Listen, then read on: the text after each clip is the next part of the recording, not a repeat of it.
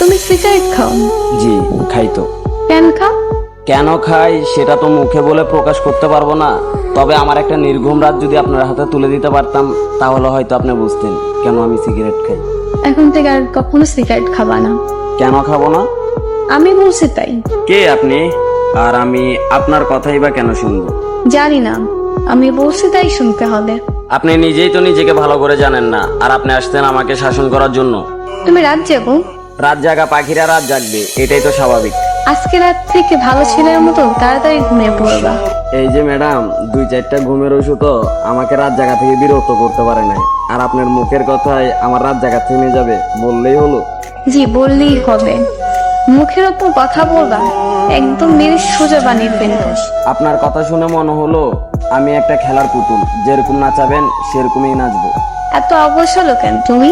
নিজেকে অগোছালো করে রাখতে ভালো লাগে তাই। নিজেকে গুছিয়ে রাখতে পারো না? যেখানে নিজের জীবনের প্রতি কোনো মায়া নেই সেখানে আর জীবনটা গুছিয়ে কি করবো? ও আচ্ছা, তুমি এত উৎসুক না কেন? খাওয়া দাওয়া ঠিক মতো করো না? পরিবারের জন্য মাথা ভর্তি টেনশন, প্রিয় মানুষের দেওয়া আঘাত। সকালের খানাটা ঘুমে ঘুমিয়ে চলে যায়, দুপুরের খানাটা বিকাল 5টায়, রাতের খানাটা রাত 3টায়। তাহলে চিন্তা করেন শরীরটার কতটা ভালো থাকবে। এত এলোমেলো হয়েছে কিভাবে? খেলার বয়সে পরিবারের দায়িত্বটা কাঁধে, আর আপনার মতো একটা মেয়ের জন্য নিজের জীবনটা উৎসর্গ করে। ও আচ্ছা, মানুষটা ভুল ছিল তাই ঠকে গেছো? আমি ঠকিনি, আমাকে ইচ্ছা করে ঠকানো হয়েছে। কিন্তু এরকম ভাবে জীবনে চলে না।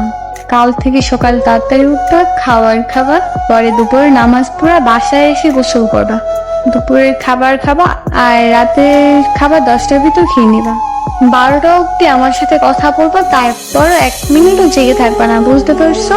নির্ঘুম রাত, অনিয়মে খাওয়া আর অগোছালো জীবন, সেটা হয়তো আমি আর কখনোই চেঞ্জ করতে পারবো না। এভাবেই হয়তো চলতে থাকবে আমার জীবন গাড়ির চাকা।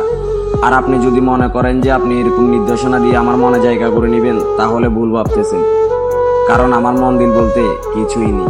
তুমি তো দেখি অনেক কথা বল, যা বলবো ওইটা করবা। করবা মানে করবা।